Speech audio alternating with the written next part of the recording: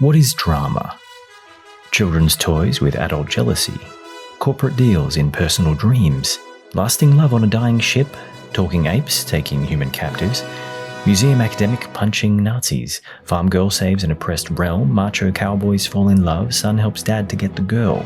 Farm boy saves an oppressed universe, criminal loners form a family bond, local idiot becomes national success, orphan farm boy clutz alien god's savior, digital girlfriend, digital Jesus, Samaritan monster, Samaritan monster, Samaritan monster, dinosaur zoo, tortured orphan savior wizard, tortured orphan savior prince cat, tortured orphan savior in a batsuit, tortured orphan weakling savior serum soldier, tortured orphan genius billionaire playboy philanthropist.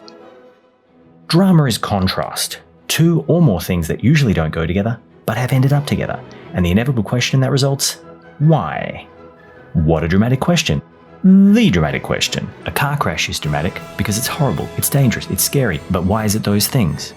Because it's a contradiction. It goes against the norm, the preferred pattern of safety, happiness and puppies. We feel compelled to find out how it happened, how the good turned bad, how the expected became the unexpected, because the preferred, the understood, the safe, that's where we all want to keep ourselves. So we watch eagerly for potential threats, for changes to the status quo. We watch for contrast.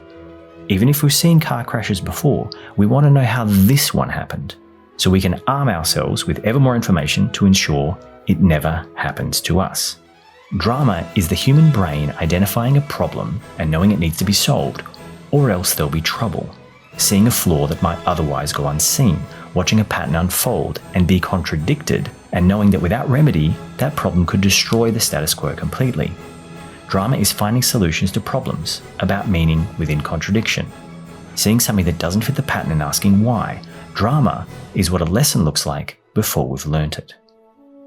Our desire for drama, for hidden flaws, for gossip, for secrets, for conspiracies, it all stems from our desire to be safe, and for our urge to strengthen the pattern recognition apparatus that keeps us that way. Because it's one thing to identify a flaw, it's another thing to figure out the lesson. A car crash could be a lesson about diligence with car maintenance. It could also be a lesson about the price of compassion, swerving to miss a dog. It could be a lesson about the cost of risk-taking, of speeding or drink driving. When we see a situation and sense an inherent lesson, we next want to know what the lesson is. That's why we watch. It's why we get excited when somebody tells us about a car accident they were almost in, but bored when they tell us about a dream they had. One of those stories has a lesson we can use: avoid car crashes. And the other one has none. One is drama, a contradiction with hidden information that may be useful to us. The other is just information, random noise. Random noise is the opposite of drama. And most of the world is the latter, random noise, until we shape it with our human brains, with our human understanding built on narrative. So we seek narratives that teach us reliable information about the world. But this is tricky because we can make mistakes. We can mistake intriguing drama for a good lesson. But not all drama has good lessons. The truth is that good lessons come from good assessments of real-life drama and from good fiction. But why do we seek the lessons good drama can offer us? Well, because it makes us feel good, smart, safe. We seek lessons because we want to know that we see the world accurately, reliably.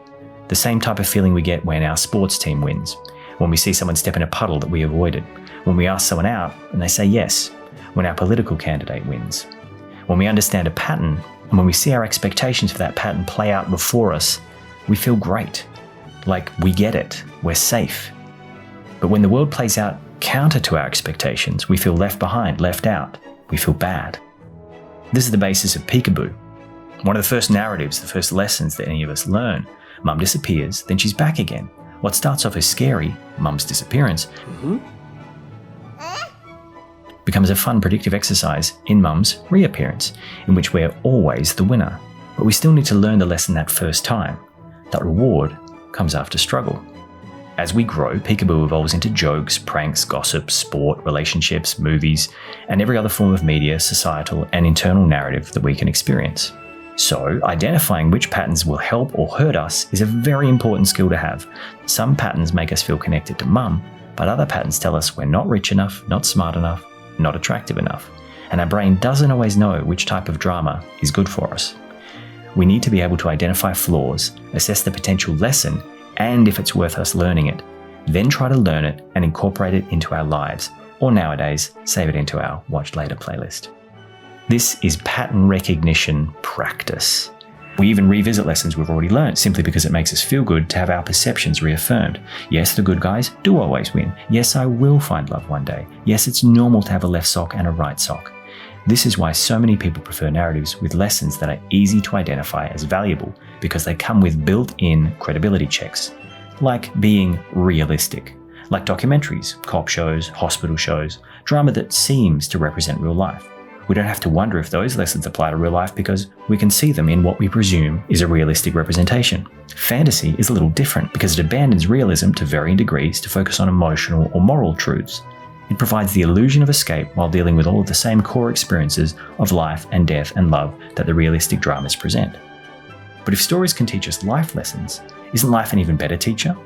Well, yes, it is. It also has a lot more consequences, and you can only learn from the lessons that you survive.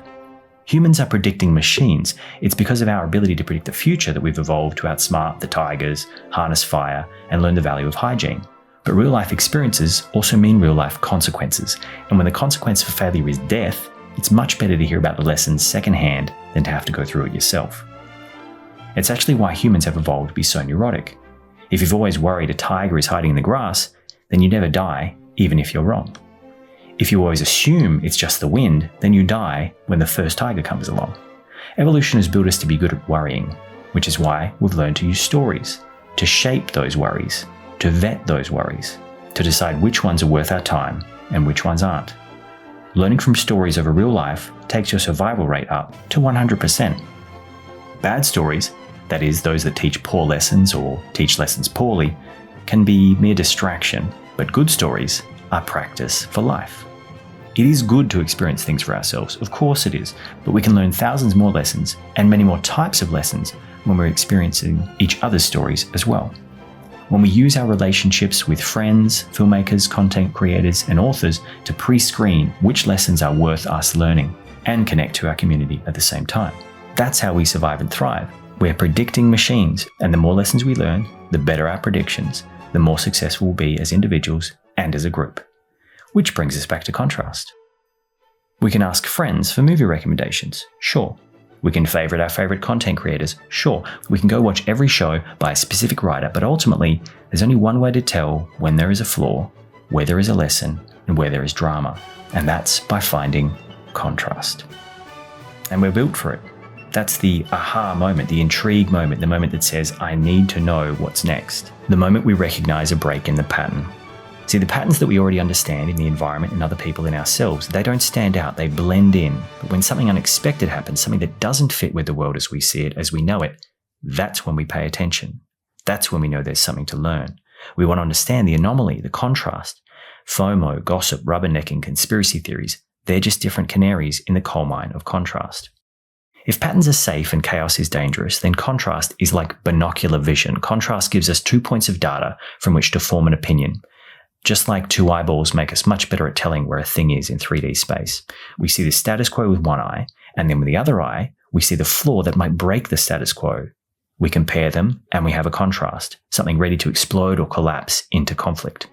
2 characters or behaviors or words or elements in a landscape being placed beside each other in space or time in a way that we've not seen before or that we recognize as unstable, it sets off an alarm for us. Contrast captures our attention because it means difference, the unfamiliar, the potentially unsafe, unless we can decipher the reason for the contrast and discern its pattern, a new pattern that we don't yet know.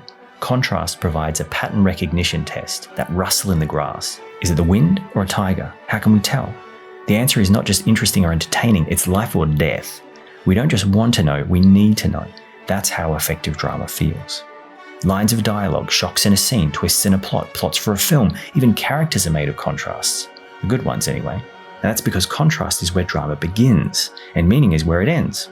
As humans perceive the world across time, we're always watching patterns, all the things we've seen before, the flow of the tides, the breath in our lungs, the movement in the grass, oh my god, it's a tiger. When we aren't noticing the patterns, when they're blending into the background of the safe, known world, that's reality working as we know it, as we expect it to. The world we've already studied, the world we filter out, the world we no longer notice because it no longer benefits us to notice it. It's predictable, safe. It doesn't need us to make any more sense of it because it already does. We can put it on autopilot. In the real world, contrast doesn't always lead to meaning. Drama doesn't always contain lessons. Real life has too many variables. It's often hard to understand why something happened, what the reason is, and as pattern recognition machines, we always want to understand the reason. Often when we can't explain things, it makes us all the more eager to try. Our brains are so eager, in fact, to learn new lessons, to hunt down contrast, that we'll even invent ones based on first guesses, instinct, external substitution, and emotional projection. The supernatural, myths, rumours, gossip, and conspiracy theories are all symptoms of this desire to make meaning. Our imagination's running wild, or should I say, our pattern recognition desperate for a pattern. It rains when I dance. I'm safer if I lock the door 3 times. This underwear is lucky. Trying to connect disparate concepts to improve our predictions, even if we have to invent them. To bring order to the chaos of life, to prove our perception is right and we are safe. A great man once said the meaning of life is to build your own meaning. Or you can borrow someone else's. Movie dialogue, and more specifically, the most memorable movie lines, are some of the clearest examples of drama through contrast. This is their whole purpose, and it's also why they get remembered. They often encapsulate the contrast of the entire film they're in. My mom always said life was like a box of chocolates. You never know what you're going to get. This line from Forrest Gump is a metaphor contrasting life choices with chocolate selection. A simple metaphor with a simple lesson. Life is full of mystery that we must learn to accept, just as the rest of Forrest's adventure demonstrates. Clever girl. Jurassic Park. This is a contrast in word choice versus context. When a person encounters a dangerous animal, usually they react in fear or anger, but Muldoon doesn't. He compliments the dangerous animal, then he gets eaten. This is a contrast to our expectations. It prompts us to make sense of his unusual behaviour. We're compelled to realise he's an expert hunter because he respects dangerous animals. He admits when we first meet him that these animals cannot be underestimated. This clever girl moment is him accepting defeat in admiration. It's dramatic because it also operates in contrast to the broader context of the whole film.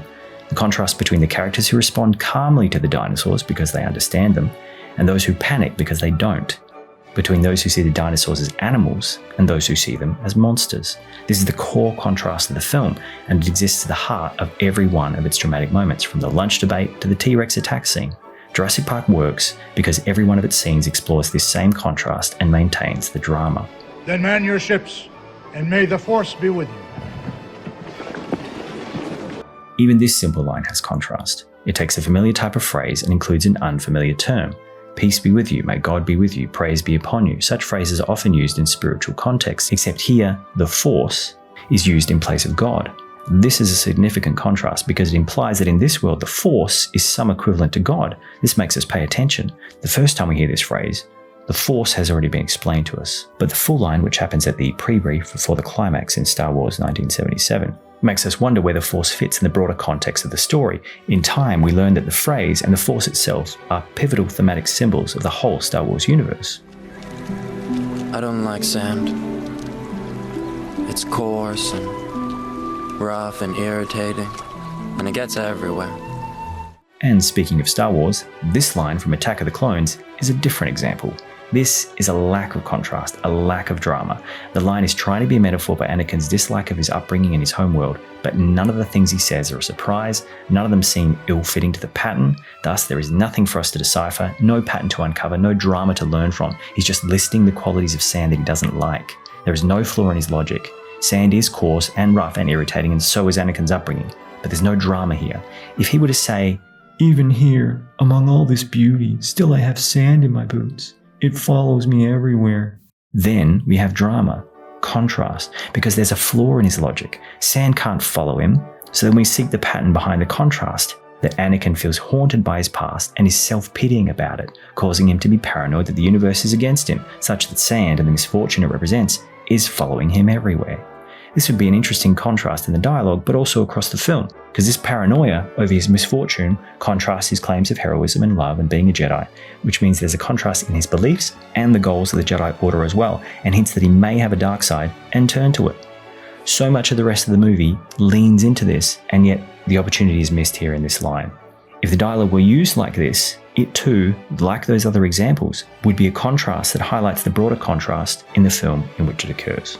But it doesn't do that. Instead, it avoids contrast and drama and meaning, which is why it's achieved such infamy. Meaning is what stories must provide in order for us to care, to invest, to be impressed. This scene provides none of these things. It breaks the promise that story offers. Stories have to make us feel smarter, richer, more for having watched them. Regardless of how else they make us feel, they should make us feel that. And back to good examples. This time from a fairy tale. In The Ugly Duckling, the mother duck has laid some eggs ready to hatch. That fits the pattern of duck mothers. But then a contrast appears. The ducks are born and one is different. Versions of this story often list the contrasts we should note. The different duckling has grey feathers, not white. It has a black beak, not orange. It's too big for a duckling. Readers notice this list of contrasts and are already trying to find a hidden non-duckling pattern that might explain them. Contrast not only plays elements of the story against one another, it also plays against our expectations. In this instance, we expect the ducklings all to be normal. One isn't. This makes us eager to find out why. We also know that all stories should contain contrast, a lesson we've likely learned from classic stories like this one. So our experience itself becomes a contrast. We expect to find a lesson, but we don't know what it will be. In that way, stories can promise something pure real-life drama cannot, the guarantee of a lesson. The real world doesn't always make sense. That's why we have stories. The reassuring comfort of once upon a time. It's a promise of a puzzle, of engaging our pattern recognition, of validating our need to find meaning, the way we find meaning, and also giving us the meaning we seek. Which is why we get annoyed when a story wastes our time by having no point or not going anywhere. In the case of The Ugly Duckling, the contrasting feathers, beak and size that defied the duck pattern totally fit in with the swan pattern that we discover at the end. Our perspective has changed, and now the contrast is not a contrast. It's a lesson learned about things not being what they seem at first. Lessons in stories are often aspirational, though they don't have to be, which is often called the moral or the message of the story, something to help us be better according to the mores of the current society. And because stories allow us to feel connected in ways, for example, that a news report doesn't, we feel the lesson is now our own. Like we discovered it for ourselves, along with the character. We found our own meaning. So, what's the lesson of this story? Drama is what a lesson looks like before we've learnt it. We need to identify new lessons and learn them to survive. Spotting broken patterns is how we identify new lessons because the new lesson is what must be learned to fix the broken pattern. And contrast calls our attention to those broken patterns. Thus, contrast is the key to drama. We seek drama because we seek meaning. We invent stories to provide explanations. We seek patterns and deny the patternless. We'd often rather follow unhealthy patterns than no pattern at all, or accumulate plans to incorporate new patterns rather than actually incorporating them. We do this because when patterns are good, they're life schematics, rulebooks, instruction manuals. But when they're bad, they're parasites, junk food, a mere distraction that sucks up our attention and rewards nothing but our neurotic need for drama. Bad stories give us all the bad parts of drama and none of the good. So how do we tell the good stories from the bad? The good stories being the ones that teach us lessons that work in the real world that we can use. Did you do that on purpose? Yeah, you think I'm stupid enough to race that asshole? And the bad stories that don't. You've got to do better, Senator. You've got to step up. Because if you don't, the next Carly will. The life hacks and memes and jokes and shorts, the social groups, the clubs, the teams, the gangs, the cliques, narratives are everywhere. And a lot of them thrive on competition. That's what every destroys or fails video is about. We want to see pattern recognition in action, and the cheapest and most insidious form of drama, the one that gets to garner all the attention but provide none of the answers, is to have us watch others' pattern recognition failing them, so that we can gloat. It's just entertainment, they say. Yeah. Pattern recognition and narrative are the foundations of human learning, which is not only the way we discover and process drama, but also the shape of narrative itself. And we need to be able to get good at telling the good lessons from the bad lessons to survive. And to just not waste our time. Luckily, there are ways to tell the difference. But that's another story.